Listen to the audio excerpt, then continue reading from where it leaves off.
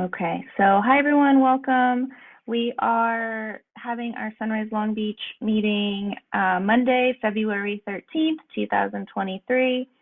And we are very pleased to welcome our guest speaker on the topic of affordable housing, Michael Massi. So Michael, please, we're here till 7:30, but feel free to take your time. The only thing we really have is maybe someone coming at 7, so feel free to, do what you want to do, and then we can probably take questions. So yeah, go ahead. Thank you, Nancy. I'm very grateful. If you want to have me come back next week or the week after that, I'm happy to do that as well. As I told Kurt when we were talking on Reddit, I'll talk to anybody about at any time about affordable housing. This is my passion. This is my life's work. It's what I've done for the past 30 years. It's what I'm going to do for the next 30. So I'm always thrilled when people feel socially obligated to pay attention to me. So I'm happy to do that. Also, I do a lot of public speaking. I'm very bad at it. So I have a very quick presentation. I have lots and lots of stuff I can talk about. It depends on what you guys want to do. I'm a terrible public speaker, but I'm a very, very good conversationalist. So I want to get to questions and answers as quickly as possible. My own deficiency today is I did not get a chance to really put together the presentation that I wanted to, but it's all in my head. But I have a quick slideshow if you don't mind if I share. I just run through some things. I just got some pictures, just give you kind of an idea of scope and scale of. Okay, you should have permissions now. Awesome. So as a quick introduction, my name is Michael Massi. I am the Chief Development Officer of Jamboree Housing Corporation. And Jamboree Housing Corporation is a nonprofit 501c3 affordable housing developer. And I'm not quite sure if are you seeing my PowerPoint presentation? Yes. Okay, good. Great. So we are a mission-driven organization. So we have a mission, and this is not something that we just put on PowerPoint slides. This is something we talk about every day. Jamboree delivers high-quality affordable housing and services that transform lives and strengthen communities. It's a very important part of what we do. We have a vision that says that every person will live in a strong, healthy, sustainable, equitable, and just community. That's our motivating vision, and again, something that we talk about every day on every single one of the projects that we work on. Mission, vision, and values. We also have a commitment to quality. We recognize that there's a history of housing, that the history of housing is based on systematic bias against underrepresented populations.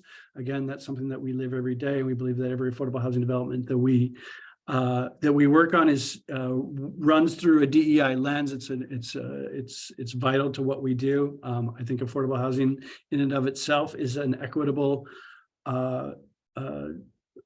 profession to be involved in, but it has to be more than that. It has to address what the deficiencies that we as a society have left behind in the past, and we try to do that every day. Jamboree, we've been in business for about almost 32 years now. We have developed over 10,000 homes throughout California. We work only in California. That's 100 properties. The average household size of our folks is 2.3. The average household income for our residents is $26,750. And you can see the average rents there, $500 to $17. But all in all, about this is a little out of date. It's about 25,000 Californians now call a Jamboree development their home. It's 3,600 seniors, 800 veterans, and 800 people with special needs. That's a big, important push for us of late. Over the past 10 years, we've really gotten involved in permanent supportive housing, so providing low affordable housing for folks with special needs. Jamboree has always emphasized services. It's something that we do a little bit differently from everybody else. We provide our own services. As an organization, we have about 140 employees. Fully half of those people are dedicated to the provision of services at all of our different locations and properties. So as I said, over 100 properties, over 10,000 homes throughout California. What we do, we kind of consider ourselves the best in the business. So that's recognized by a lot of awards, both at the local level, the state level, and the national level. If we were to value if our entire property, all of our properties went to market rate, they would be worth a value of about $3.2 billion. That's the level of development that we've done.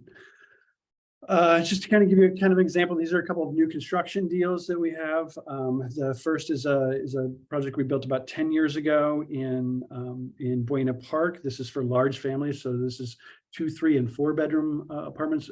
In the multifamily development world, there's a particular need for large family housing.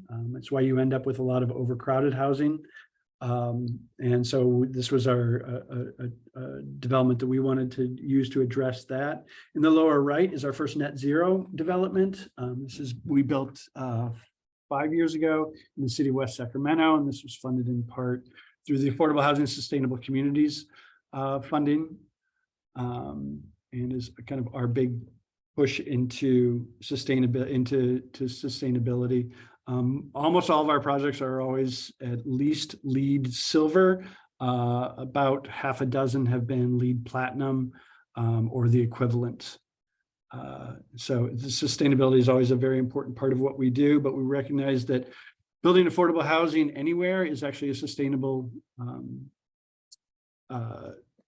and progressive decision, because if you're building housing where low-income people have, where there's a jobs home nexus, then there is an obvious decrease in vehicle miles traveled and wear and tear on infrastructure, but just merely by reducing commuting. But we do a lot more than that as well in our developments. I want to talk just real quickly about process, kind of how we do the work that we do. Typically, we partner with cities. So a city will come to us and say, hey, we would like to build affordable housing. These are the resources that we have. We meet with them and identify what is the appropriate population to serve. And we start assembling the capital in order to do it. We design the appropriate, work with architects to design the appropriate building for the site and the population that we're going to serve. And then we start filtering through the funding sources available to us to build affordable housing. Building anything in California is an enormously expensive endeavor. Building multifamily housing is even more expensive than that, and building affordable multifamily housing development is even more expensive than that. So what we do requires a great deal of capital. Typically, we fund that through a mixture of public and private partnerships. Our primary financing vehicle is the low-income housing tax credit, and I'd be happy to get into detail about that, but I can't imagine anybody would be interested in that. But it's my favorite thing to talk about. And then our projects are not just naturally sustainable and not just resource sustainable, but financially sustainable. They are underwritten to not need any ongoing support. So they're underwritten with, once we assemble the capital up front, then we're able to build it. And once it's operated and leased up, then it will operate just off of the low income rents that have been established. That's why assembling the capital structure at the beginning is so important. We pay for everything up front, and then we just have to sustain the ongoing operations. Just to give you a quick idea of kind of what that might look like. This is an example of a real project that we built in Anaheim. So it's a 100-unit apartment building serving families. So 2 and 3 bedroom apartments to serve families. And then it has 21 bedrooms, all of which are set aside for people with a mental illness diagnosis who are homeless. So we provide the services for those folks, and as well as the housing. So there's wraparound services for those folks. With every development, we go through a needs assessment based on the population that's served once it's leased up. We provide services for that, and again, that's all included in the underwritten operating costs of the development. But you can see it's, like I said, enormously expensive. So $43.5 million to build 102 units. So 10 million of that is acquiring the land, 25 million to build the actual building, $1 million for an architect, 2.5 million for what we call soft costs. Those are interior designers and lawyers and everything else that it takes to get a real estate transaction done. About $1.3 million in construction loan financing. We pay $1.5 million to the city to use their sewers and schools and parks. And then Jamboree makes a fee on that. That's how we keep the lights on. So on a typical deal, we'll work on it for 4 or 5 years, usually with 2 or 3 staff people being dedicated to it. We'll make a developer fee of about $2.2 million for that, and that's part of the capital structure. We do that we raise that money with $7 million from a mortgage. We get tax credit. I mentioned the low-income housing tax credits. We sell the tax credits and raise equity that way. Then we get $6.3 million. We have $6.3 million from various other public sector sources. In this case, the city and the county. And also in this case, we convinced the city to donate the land rather than sell it to us. And then in the end, we ended up about $200,000 short. So of our $2.2 million, we leave about $200,000 in the deal. So kind of going back to the city partnerships and stuff, and I just want to kind of wrap up with this. And this is something that I think would be of particular importance to the Sunrise Movement is the challenge that we have in getting any affordable housing built. But this really comes into play when we talk about permanent supportive housing and providing housing for people who are homeless or at risk of homeless and who have a mental illness diagnosis, which we build a great deal of. So there are challenges anytime, we're subject to the political process as we go through these. And I'll stop sharing here because this gets into a little bit more. Sorry, my Zoom knowledge is not as good as it should be. So I always lose where the button is. There we go.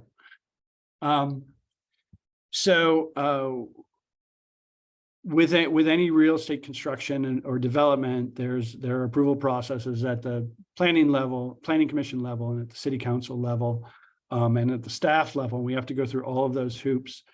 So often we're subjected to public hearings where there's a great deal of public opposition to what it is that we're doing. So a lot of what we do, we spend a lot of our time after we've figured out kind of what we're going to build and the population that we're going to serve and what the building's going to look like and how we're going to pay for it. Then it's a matter of talking to the residents who are going to be our neighbors. And quite frankly, what we do is a lot of education. People hear affordable housing and they hear poor people moving into my neighborhood. And that's going to bring crime and traffic and all kinds of problems. What we do is a lot of education about what affordable housing really means and kind of who we're serving and the services that we provide and the safety and ongoing good neighborliness, basically, of our residents and the developments that we build. We do that through a lot of different ways, but the best way is by showing folks what it is that we've done. We've built over 100 developments across the state of California, and I'm always happy to show folks what it is that we do, take them on tours, show them the real estate, perhaps meet some of our residents, but talk to our neighbors. Like I said, we've been doing this for about 30 years, so we have a long track record. And what we've found, and not just anecdotally, but there's now a lot of academic study which backs this up, part of which we've commissioned, is that there's not a negative effect on property values by providing affordable housing. It turns out that it's actually good for property values generally. So giving affordable housing to poor people actually is not just a good thing to do as a society and as a culture and as people, but also turns out to be a pretty good economic decision as well. So I'm going to stop there or pause there. Like I said, I'm happy to answer questions. I've been doing this a long time and I've done kind of every facet of this. So I'm pretty good at talking about all parts of it. So wherever your questions are, please let me know.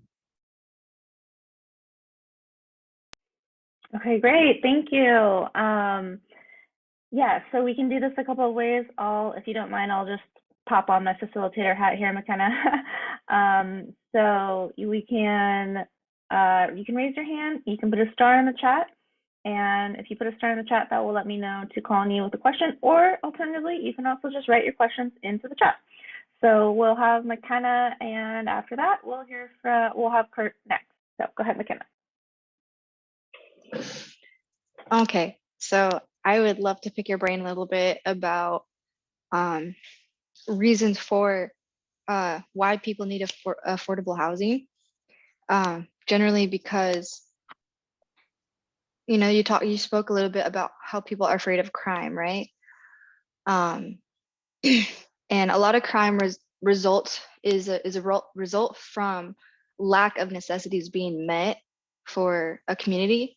And so people result to desperate actions to, and so with housing being more affordable and people having a little bit more control in their lives, do you think that lowers crime, like having people feeling supported in that way? McKenna, more than that, I think that, I'm biased because, like I said, this is what I've been doing for a really long time. But everything that we talk about from a societal standpoint, health, education, economic development, crime, family stability, housing is a silver bullet. Housing addresses all of those in large part or small part. And that's the intention of our organization, and that's the result that we see again and again and again and again. Mm-hmm. When we get to be the size of Jamboree is now, you have to there's a lot of people watching you, so we've developed a lot of metrics to demonstrate the impact that we have. And in every case, yes is the answer to your question. Yes, it lessens crime. Yes, it provides a more stable educational environment for kids. People get healthier. They have more money to spend on healthy food, and they choose to do that when that choice is available to them. They use more public transportation. They everything that I'm not kidding. It's a silver bullet. It's ridiculous that it's not at the top of everybody's priority list. Okay, that's really, really awesome to hear, because like I used to live in Long Beach and I actually lost my apartment because it got too expensive. Because it went from 1,300 to 1,500 so quickly. And a lot of people experience that and go straight into homelessness. And the city doesn't care enough to pay attention to those financial necessities. And so like, instead of like spending that money on affordable housing, they're spending, 293 million on police instead of like catering to the community. And so, these are reasons why we want to push for more community investment. So this is really awesome to hear. Thank you. Kurt?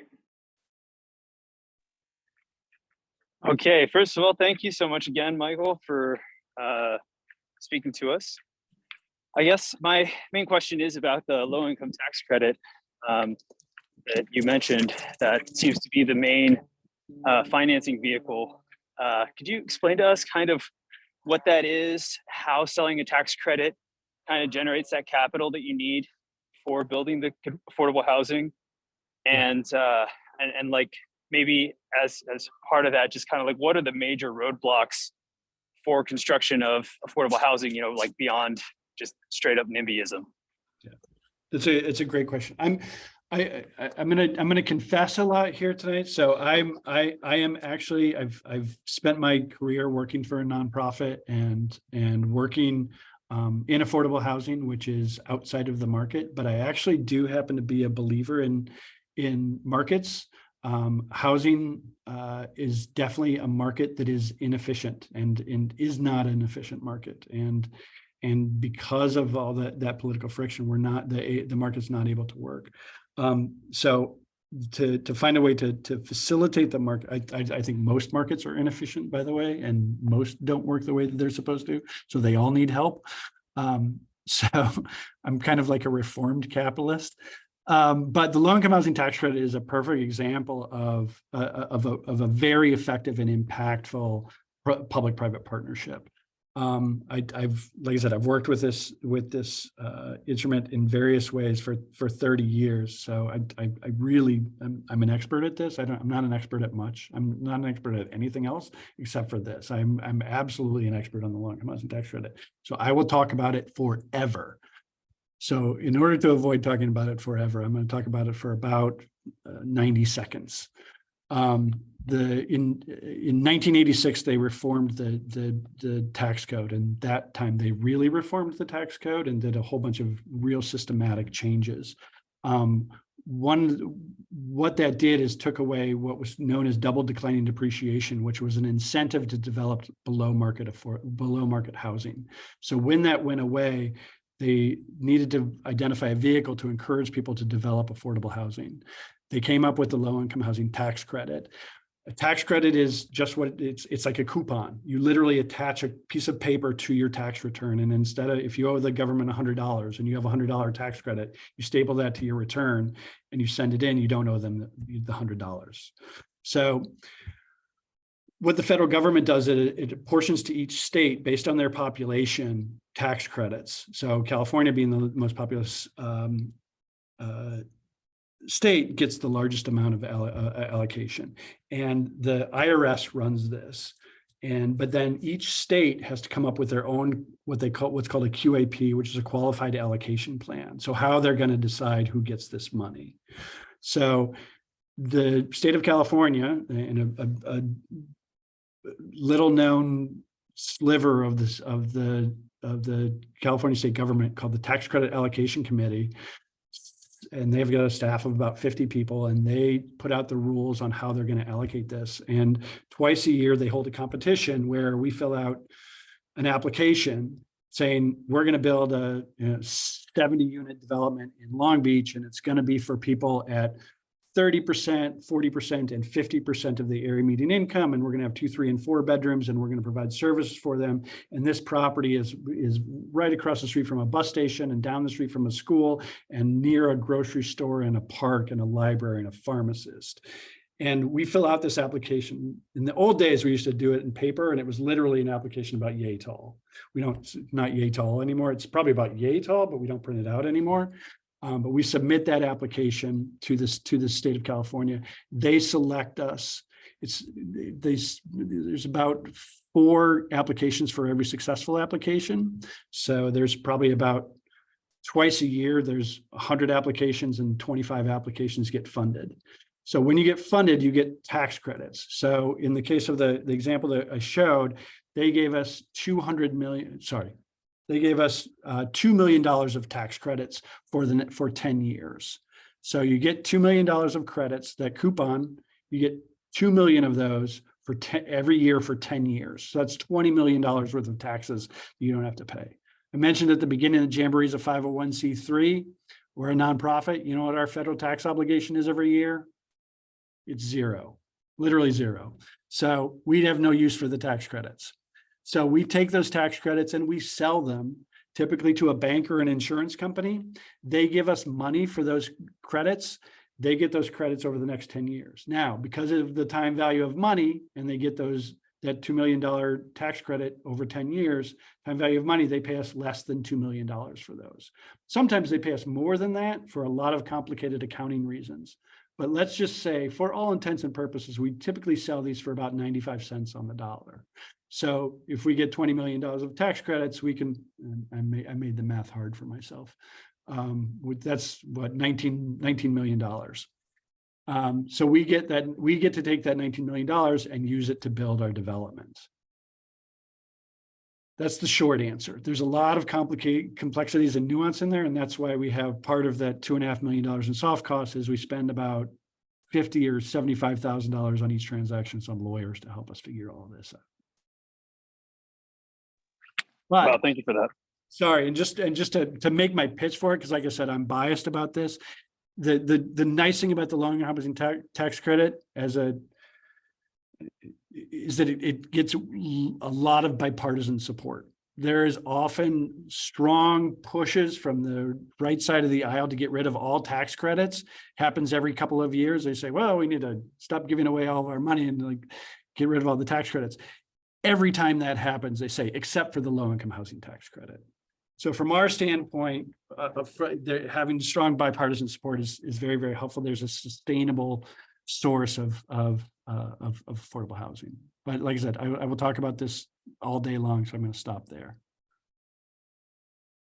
Okay, thank you. And I'm gonna actually, Matthew, if you don't mind, I'm gonna ask Kaylee, because I know, Kaylee, you might have to leave in a couple minutes. So can you go ahead and ask your question, and then we'll move on to Matthew. Hi, Michael. Thanks so much for sharing your expertise and your passion for tax credits and helping us get a better understanding of them.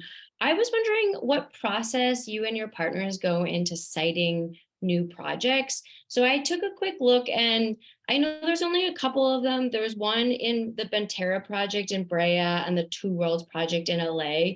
I noticed they're very close to one very close to an active oil and gas projects. And I was wondering how you navigate or work with experts to cite places, or like, do you ever have conversations with folks that are potential renters about health impacts? And the reason, again, I guess I do want to put you in spot because you're here to share. Just like I said, because some of us have been doing some organizing in LA, different scenario, but there are affordable home housing developers who have been not perhaps being as transparent about some of the potential health and safety issues, or even on the redevelopment side. Doesn't look like this comes across in any of your projects, but for example, are cutting corners when it comes to decommissioning particular kinds of industrial activities. So again, maybe more focus is how do you and your team navigate some of the industrial environmental issues that are present throughout much of, for specifically the LA basin? It's a great question, and I love being put on the spot. So I'm happy to answer it. I want to talk about I'll talk about Banterra because that was really an education for me. If you're going to build, more than a couple of sites in Southern California, you're going to have to deal with petroleum production at some point. And we have, and at the Banterra site, that's actually on a recovered oil field, with an active well on our site. So for me, it was an education. That deal took like 9 years to get done. And not entirely because I had to educate myself about oil production and the effects thereof, but I took advantage of that to know as much as I could. When I talked about our mission, vision, and values at the very beginning, I'm not kidding. We talk about that stuff every day, and our residents are always at the forefront. What we do a lot of outreach to all the populations that we serve. We do a lot of surveying. We do a lot of measure taking, both for our current residents and for our future residents. We try to get as much information as we possibly can. We also try to be very, very transparent about what we do. On Banterra, like I said, I had to educate myself because this was an abandoned oil field. And so we do everything that we possibly can to protect the health of our residents. And that's just availing ourselves to, we're very fortunate, quite frankly. I've found that DTSC is a really, really good watchdog. They're very strong in their enforcement of what are appropriate levels for human habitation. We obviously, that's a baseline. We obviously try to get well above that. I can give you another example. Right now, I'm in the midst of rehabbing. We bought, there was an existing affordable housing development in Sacramento, and it had been very horribly run for the past 20 years or so. The residents had sued the existing nonprofit affordable housing developer twice because of mold infestation, all kinds of problems. And the Sacramento Housing and Redevelopment Agency brought that to us and said, hey, can you do anything here? So we took 2 years to look at it. And we figured out a way to solve the water penetration problem, which was causing the mold problem. So we took that on and we said, oh, also we can build, there's this unused kind of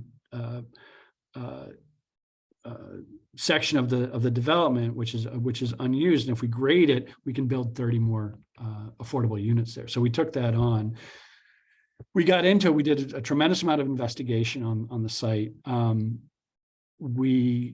After we took possession of it, and after we started the rehab and construction, we got a notice from our neighbor. They were doing some redevelopment, and they had found some trace elements from leaking underground storage tank. There had been a former gas station on the site, and there was some indication that it migrated over to our site. So we stopped. We're well under DTSC's detection levels, so not subject to any other environmental regulation, but it was important to us. So we stopped. We're currently paused. We've been paused for about the past 90 days. I've got a construction loan ticking. I've got all kinds of reasons that I need to get going on this, but we've found a different solution on how to address it so that the impact of that soil is not transmitted to our residents. So we're doing it by a little bit of soil removal, and then we're doing a liquid boot, which so essentially we're putting a layer of plastic underneath this, above the soil where the apartments will be. That's very effective, particularly if you add some venting to it as well. So that was great for the new construction piece, but we had the existing apartments too, and they have the same soil underneath. So we've had to find a solution where essentially we're digging up the floors and pouring in this liquid boot underneath an existing. Again, not required by any environmental regulation. We could have gone along just fine and not done that, but we wanted to kind of really be as transparent as possible about that and be as effective as possible as we could about addressing the situation. That said, there's always a balancing act between, and particularly in Southern California, but you're developing something, you're building something, by definition, you're impacting the environment. So everything we do is a balancing act. Sometimes we end up, we end up on not going forward with something. We always try to build housing. We're always trying to build housing, so we find a way to do it. But it's always a compromise from an environmental impact standpoint.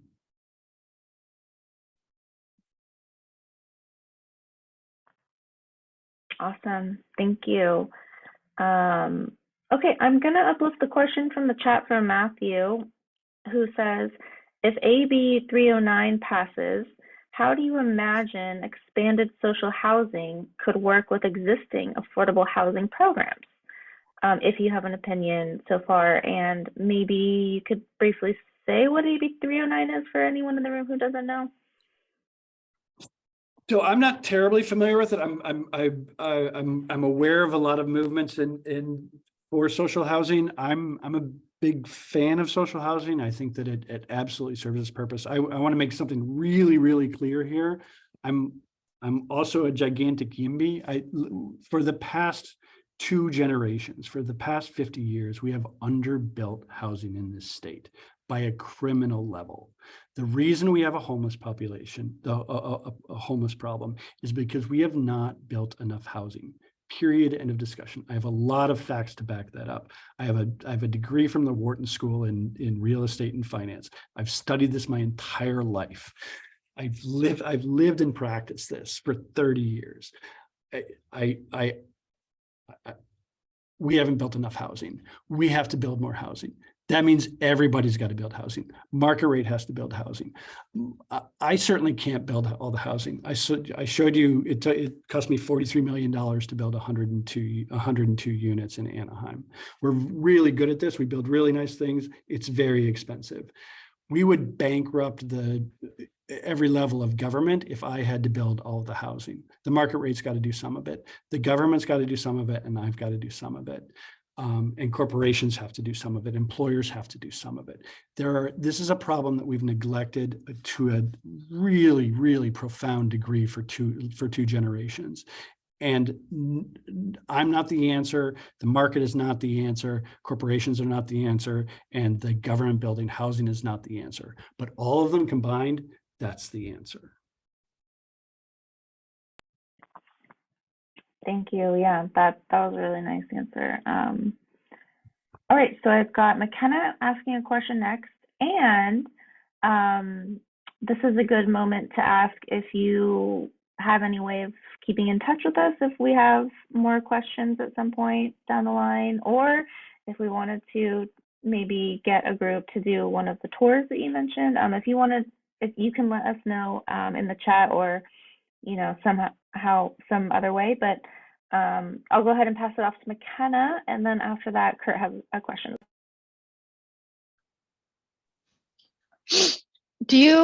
Are you in touch with like multiple cities?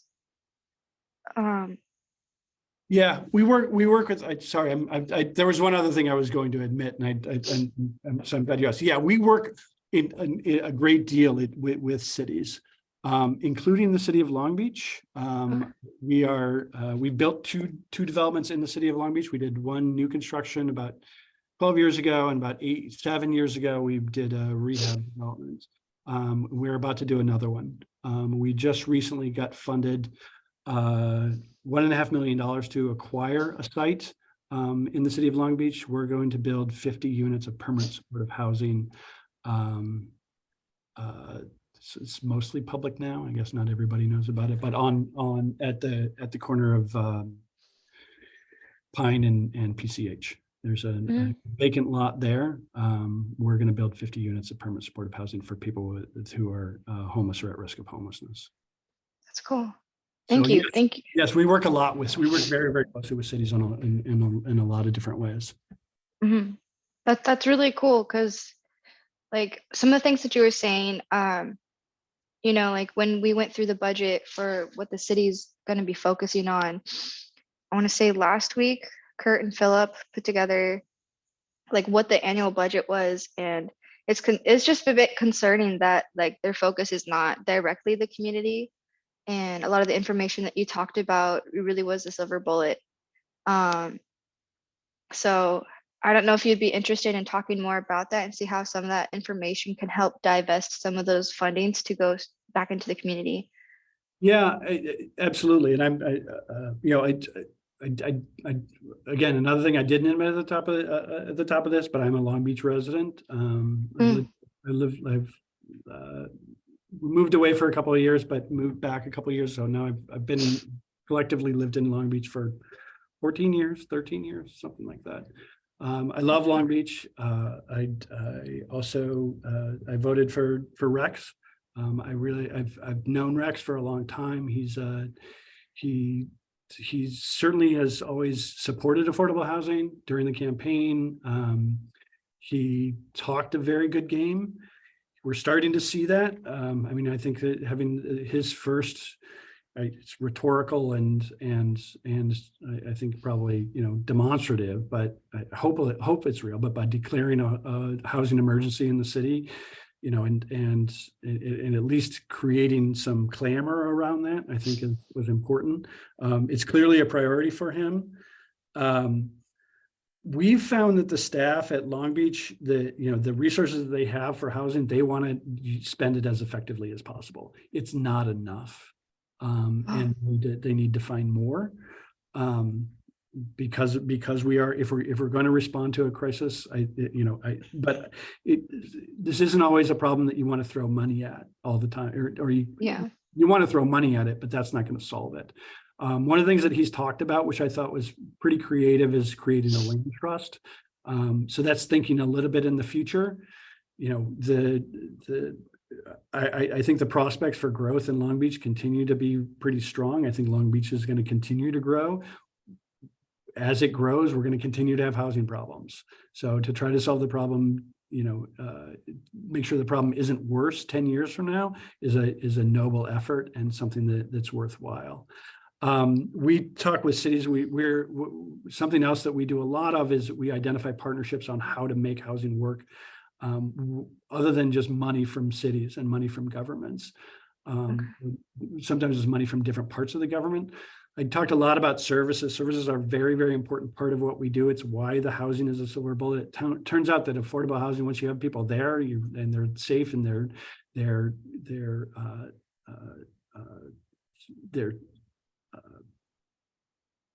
stable and they're not worried about every last thing, then it turns out you can provide services to them to improve the rest of their lives as well.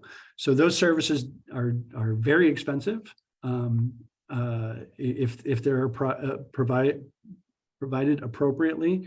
So, and again, we want that to be sustainable. So we build that in as part of the cost of the operations of the property. What we've found is that a lot of our residents are Medi-Cal eligible, and our services are actually Medi-Cal eligible services. So we can now bill Medi-Cal for our services. So rather than having the property support those services, Medi-Cal pays for it. We can build. We looked at 4 deals. Basically, we said, okay, if we've been able to do this structure on these 4 deals, we would have saved enough money on the 4 to build an entirely different deal. So instead of 4 for the exact same money, we would have 5 60-unit affordable housing developments instead of 4 affordable housing developments, simply by having Medi-Cal step in and pay for things that they're supposed to be paying for. But this has been, it took us 5 years to come up with this idea and then implement it and get Medi-Cal to the housing people. So we had to teach the Medi-Cal people about housing, and we had to teach the housing people about healthcare, and then finally get them to come together on prospective deals. So it's not easy, but there's lots and lots of different innovative ways of doing that. Yeah, that's awesome. Thank you so much. Do you mind if there's a way that we could I could stay in touch with you? Yeah, I left both my email and my cell phone number in the chat. So my email is a disaster. I have a assistant who helps me sort through it, and he's on vacation. So I'm very good at responding to texts. Okay. I'll go ahead and look for it. I don't know if he sent it to everybody in the group chat. I might have looked over it.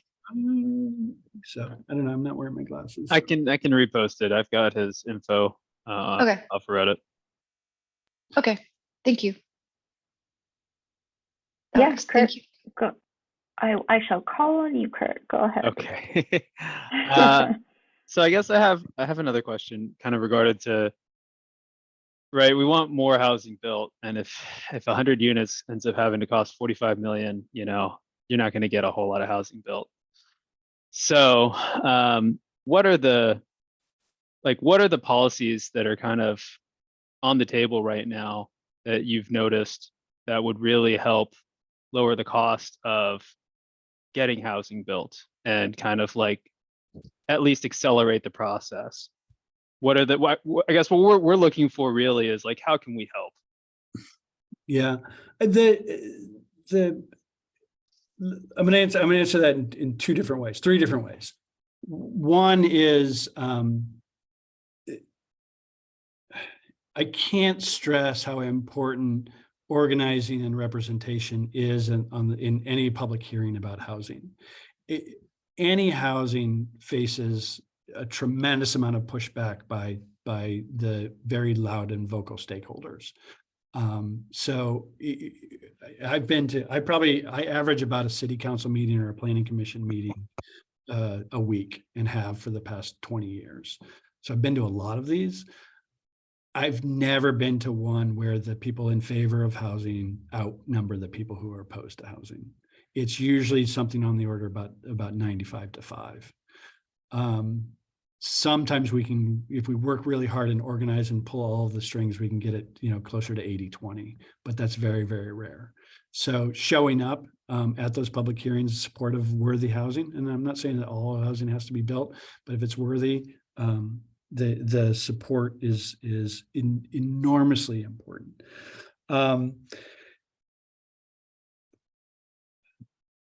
The work that Scott Wiener's doing in the legislature is really helpful in reducing some of the friction in what we do. So that's SB 2011, that's 2162. This is easing of entitlement processes, kind of eliminating some of the local control over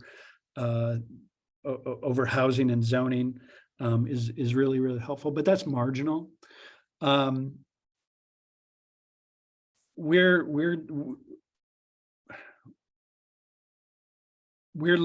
taking a long, hard look at modular because we think that that's a possible savings. It hasn't been realized yet, There's definitely a step down in quality, and it's really important for our residents, for the dignity of our residents, that that architecture is very important to us. That tends to be a little bit expensive, but it's worth it to us because residents are part of the community and fit into the part of the community and aren't excluded. So that's, again, a compromise that we're taking a look at. Is there another model that works? And is modular one of those things? Nobody's successfully built modular to a tremendous amount of savings yet, but we're the technology is getting closer, so we're taking a hard look at that. This is some cross-cultural stuff that I have a real problem with.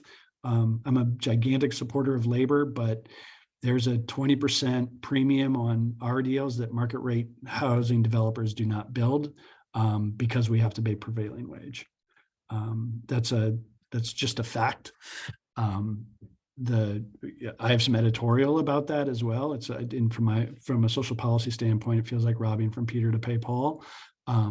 At the same time, I also recognize a meaningful wage is important for folks. So that's a little bit more controversial, but literally every dollar that state of California puts into a housing development is taxed at 20 cents because we're paying prevailing wages rather than not paying prevailing wages.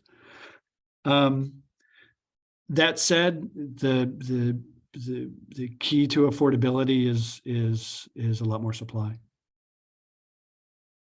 Those are my answers. Okay, so I understand that paying prevailing wage under the specific type of housing construction that you guys do is a roadblock in a way for you to be able to actually build as much as you'd like. What are some of the other kind of smaller mechanisms? Because I'm under the understanding that parking is generally a huge issue when it comes to raising the cost of housing. And we had our last guest speaker was from the Parking Reform Network. And so we talked a lot about how much parking will raise the per unit cost of housing. Are there any other major kind of local, I don't know what you would call them, mandates that have generally kind of have a hugely outsized effect on the local cost of housing? Yeah, thank you for that, because that was almost malpractice by me not to mention parking. You gave me a perfect opportunity to do it, and I blew it. Yeah, parking is gigantic. The rest, it starts to get a little hairy, because I am not a construction expert. I run a construction company, but I'm not a construction expert. I'm not an architect. I'm not a structural engineer. I think there are lots of potential savings in the building code, and particularly in the California's interpretation of the building code. I don't pretend to be smart enough to say that the cost benefit analysis of building less safely is necessarily smarter. That said, I think there's this is one of my sort of pet things is single staircase developments, particularly on small lots. If you don't need a second means of egress, you can build a lot more efficiently and a lot more cheaply. Basically, right now, if you build anything over 4 units, you have to have 2 means of egress, which means you're building 2 stairwells from an apartment building. That's unnecessary given all the other fire safe features that we are required to build into any development. But you can literally cut the cost of a building by about 25%, and or potentially build 30 to 40% more units on the same site if you eliminate that second means of egress. That's my personal pet peeve. It's a lot of education. It's how they build housing in Europe. But it's a gigantic impediment to the efficiency of sites in the US.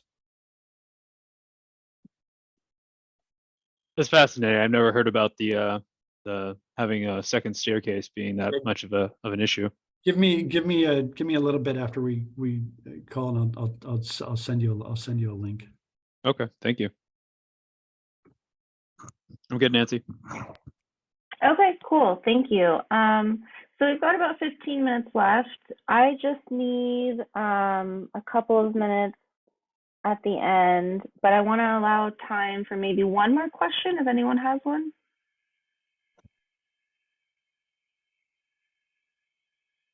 I was going to ask one, but I feel like it's a silly question. So Ask it. Ask it. I mean, my question is like, because I'm not very well versed in this space at all. Why are people like, who is opposed to affordable housing? Why are people opposed to this? It seems like we need it. Like, who are those people and what do they want? It's a couple of things, and it's the funny thing. The funny thing is the thing I hear most commonly at a public meeting is, I'm not opposed to affordable housing. I'm in favor of affordable housing. I just think this is the wrong spot for it. There's another place across town which would be perfect for it. And that'd be a good place to do it. The reasons are typically, I'm going to speak in all candor here. They're worried about property values, which again, I'm empathetic with. This is the people's homes is where they raise their families, and they need the safety, and it's the largest investment they'll ever make in anything. And any threat to that is a threat to their family's security and economic safety. I get that. I guess it's wrong, but I understand where the fear comes from. There's also, people say affordable housing, the people hear projects and ghettos, and, I hear people say really, really unforgivably awful things in public, and feel very comfortable saying this in public environments around this space because of the fear. And it's the fear of the other. And it's like, well, poor people are coming in. It means that crime and dirty and overcrowded, and the old idea of public housing, what they think public housing used to look like, and it's just wrong. So like I said, a lot of what we talk about is education, and we try to demonstrate, and we mostly don't change people's minds, but we sometimes do. We at least get them to not be as panicked about it. But yeah, people see it as an economic threat and a criminal threat and a traffic and parking. I spend roughly 20% of every day of my life talking about parking, and it's all wrong. Okay, awesome. Yeah, thank you. Okay, thank you, Michael, so much for being here and for sharing your information and knowledge and expertise with us. If everyone wants to show some appreciation, feel free to unmute or, say what's up in the chat. Thank you. Really appreciate you coming. Thank you so much. I'm so grateful for you guys to give me the time, and I'm grateful for the work that you're doing. And it's very, very, very important. There's a lot of people whose voices aren't being heard, and I'm glad that you guys are devoting yourselves to changing that. So congratulations to you, and literally anytime you want to talk about this or have any questions around housing, or if there's something that I can provide any sort of insight on, I'm really happy to. Please don't be afraid to use my, like I said, email's a disaster. Just send me a text and tell me who you are, and I'll in all likelihood get back to you. And Kurt, thanks a lot for thinking of this, and the offer stands to show off one of our sites as well. Yeah, I think we'll have to talk about when we can do that, but yeah, I mean, that sounds great. I'm sure a lot of us would really appreciate that opportunity. So Yeah, and I just want to mention too, for everyone, this is a good segue into our next little quick point. We might have, I don't know, Michelle and McKenna will have, if there's more things we want to say, but we were going to introduce a little bit of our roles going forward, and we are as part of the campaign development team. So we, for those of you who are in the know, we have a coach from Sunrise National, and me, Michelle, and McKenna are on the leadership team of campaign development. And we will be going into the community over the next 6 months doing some canvassing to find out what the communities in Long Beach really care about to try and develop a campaign. And McKenna is our research lead. And so part of what this process will be is interviewing experts in their field. So this is maybe kind of like a little preview of that with Michael here as an expert in affordable housing. So yeah, just wanted to mention that. So you might hear from us again, Michael. Okay, McKenna, yeah, I'm gonna open up the floor to you. What do you think we should do in the next 10 minutes? I know there's a couple of things I wanted to hit on, but I don't want to keep people for too long. Maybe just our updates and announcements. I mean, I think there is a couple people that I think this would be willing to be a good point to just maybe briefly talk about some of our roles. Especially since we're kind of doing a role that I'd be doing, not necessarily just me, but like a team that we're building too. For example, I'd probably be reaching out to Michael again to ask, like, pick his brain a little bit more about how we can use some of that information to understand like how this could benefit working with the city council. Like how can people's voices and people's personal work influence certain goals that we're trying to reach in our campaign, which is really awesome.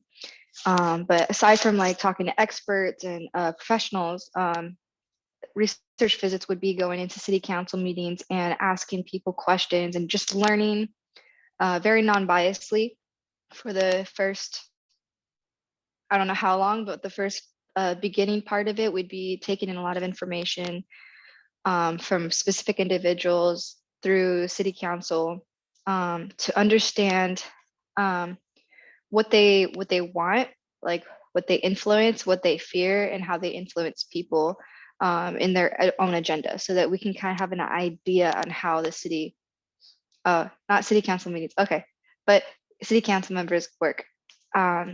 So it's just very investigative to understand and also just learn ourselves, like since we're not a city member like that, we have to understand like how they work so that we could be effective, so that the rest of the team can also be effective. So that's what research visits are going to be for. So I'm excited to, build that team. And if anybody's interested, you're welcome to contact me, and I'll put my email in the chat.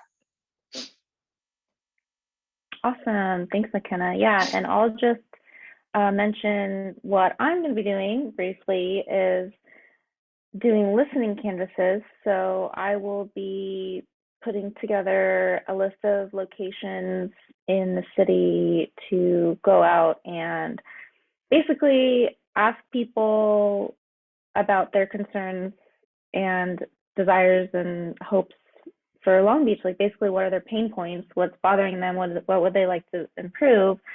And collect a lot of information and data, and to eventually try and hone those into some kind of specific campaign. And so that'll be over the next few months on the weekends, and those are going to be open to anyone in the hub who would like to join us.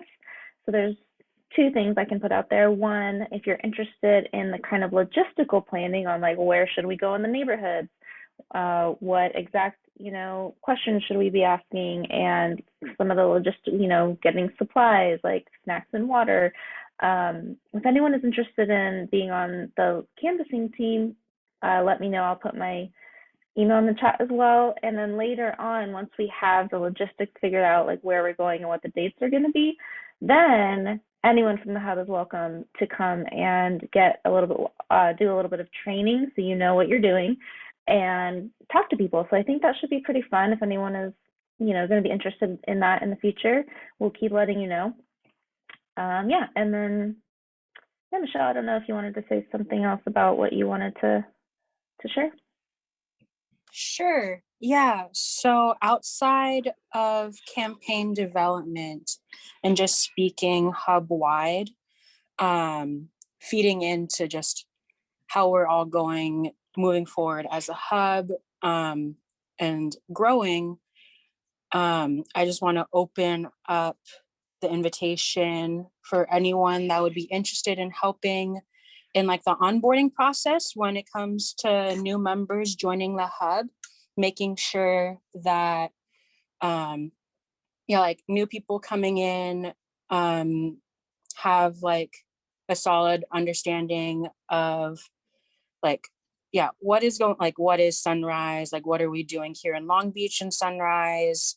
Get to know them as an individual, give them someone to know as like a point person in the hub, like just so like they like have a starting like sense of community, that they're not just like in a room full of strangers. So if anyone wants to help with doing one-on-ones, I'm still like working out on like what exactly that'll look like in our process, and we can like co-create our like tracking for all of that. But if you could drop an asterisk in the chat, I'll reach out to y'all. You can also message me on Slack if you still want to think about it. I'm thinking of doing like a group chat to like talk, like work through, yeah, like coordinating this stuff. Yeah, that's all. Awesome. Okay, thanks. Let's see. I just want to put on people's radar that we have been contacted by a few different partners. I thought David from Climate Reality was going to be able to pop by today. Turns out totally fine that he didn't, because we were able to give that extra time over to Michael, so it worked out perfectly.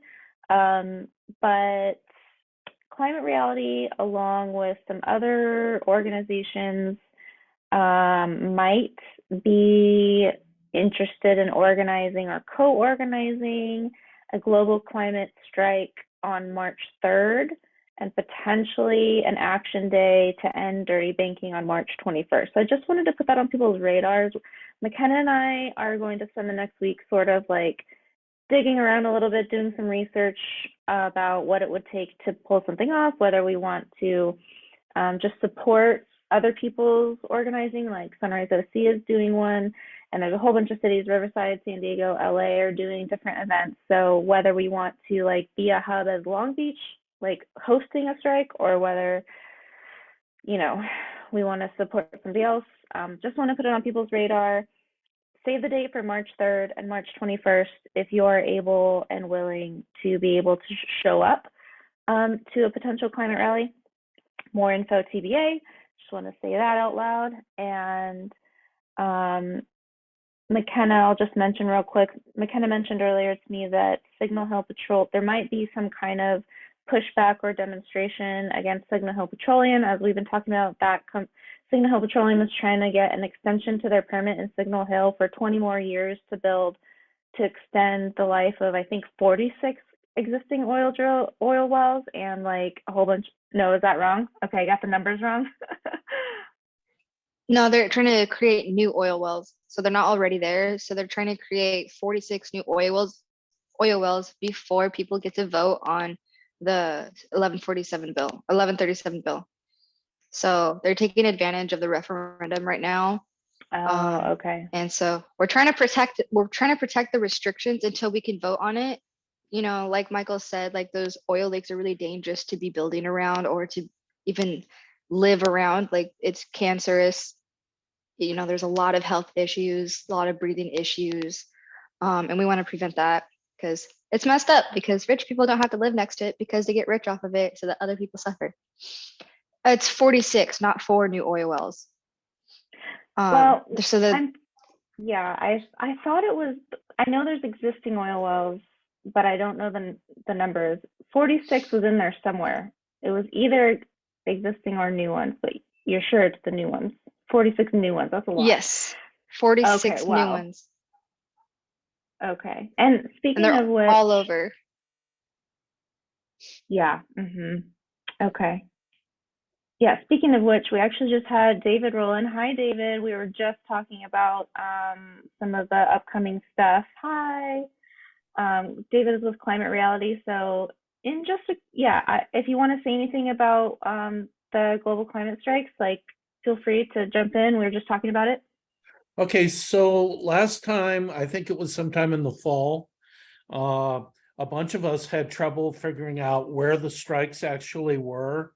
And Fridays for the Future had very old maps posted online, and they confused us. And after the fact, after driving around quite a bit, one of my friends found a climate strike at Pacific Palisades High School, but it was after school, but that's okay. That's what we found where I live, is that we did the strikes after school hours. We got a lot more high school kids. So I'll take the high school kids, and, I don't care if it's not a strike.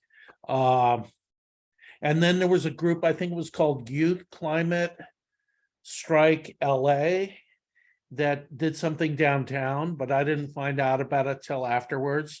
So I'm going to go to a climate strike in Riverside, the city of Riverside, near where I live. But what I'm trying to do right now is sort out what's real and what isn't real, so that we can get, Sierra Club, Climate Reality, some of these other groups, Third Act, 350, the adults that aren't that good with electronic communication, to actually go to the right places. So that's what I'm trying to do for March 3rd. And then the other thing, I wanted to invite everybody. I believe I sent it to you, Nancy. If I haven't, I will send it again. Climate Reality Project LA is a large group that has been disorganized for a few years. And we now have new members, we have new leadership. And a friend of mine and I are doing the community engagement committee.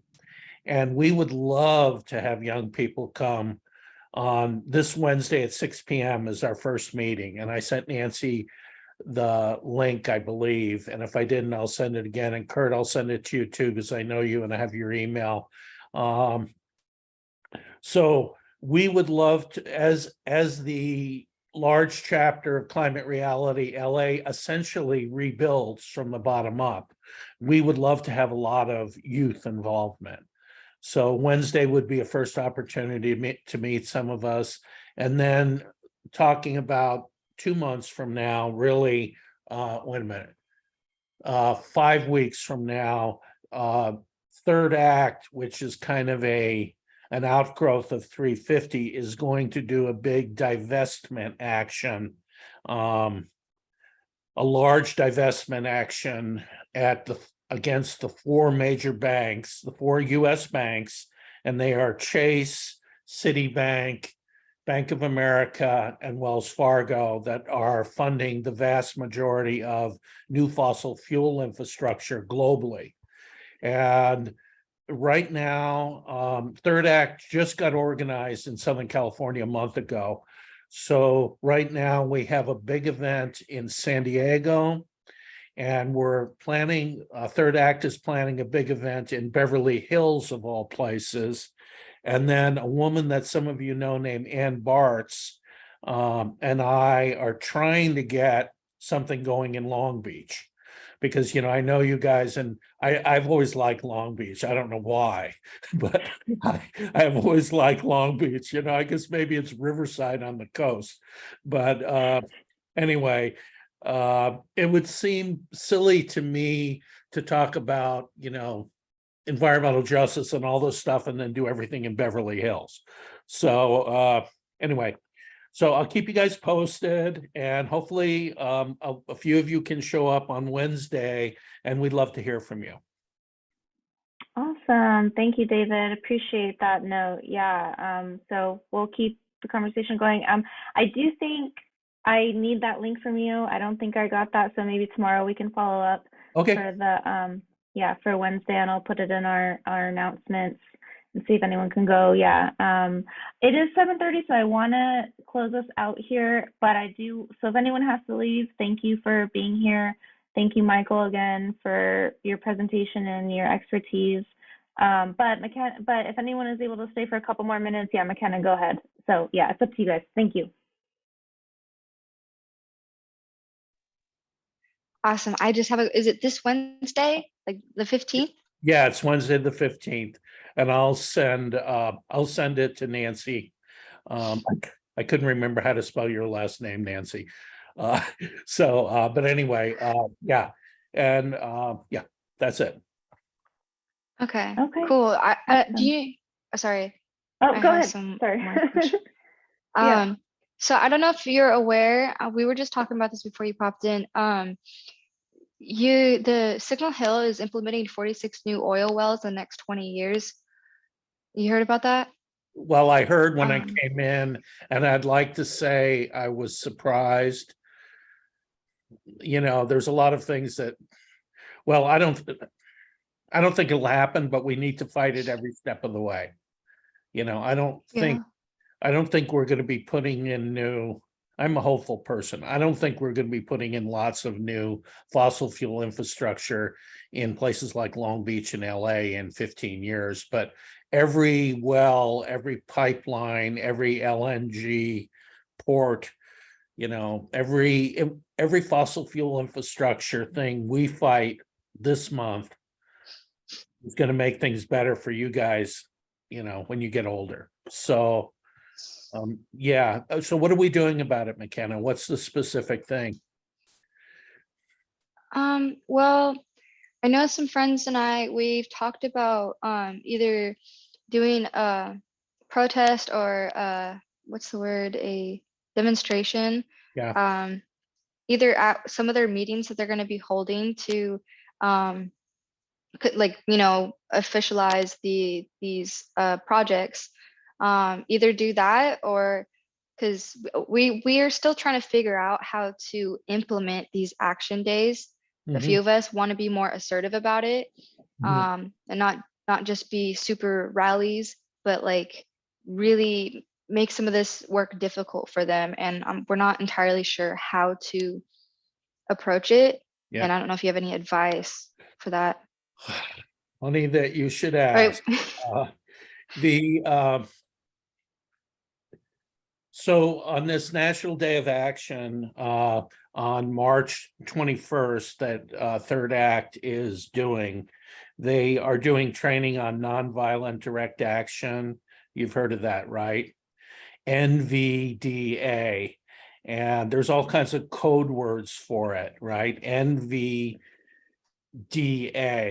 And one of the what was one of there was some a Third Act is doing some training on this, and you don't have to be old to go to you know, to watch Third Act stuff, just like I don't have to be young to go to Sunrise. But it's a tricky thing. It's a very, very tricky thing, and I'm trying to think of the exact word that they used for they didn't say accelerated, but it was a word like accelerated, meaning, okay, you're standing there calmly, and then when somebody asks you to move, you move. You know, that's what I usually do.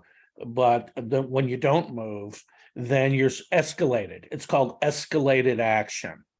And there are very, very specific steps that are involved. And there's a lot of training that's involved, and people have to be a certain number of people have to be willing to get arrested to do it. And like personally, I wasn't willing to get arrested until recently.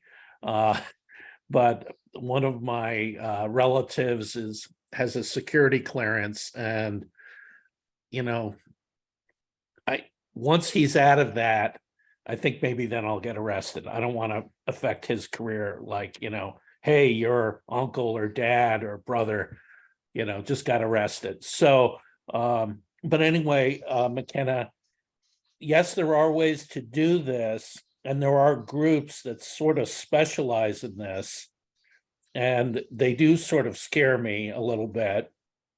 Some of them. Do you know do you know Extinction Rebellion? Yes, yes, I do. Yeah, yeah, and they do training in this. Okay. And so the important thing, I was just in a meeting a week ago where two women who train people for this for a living talked to us for Wow. half an hour. And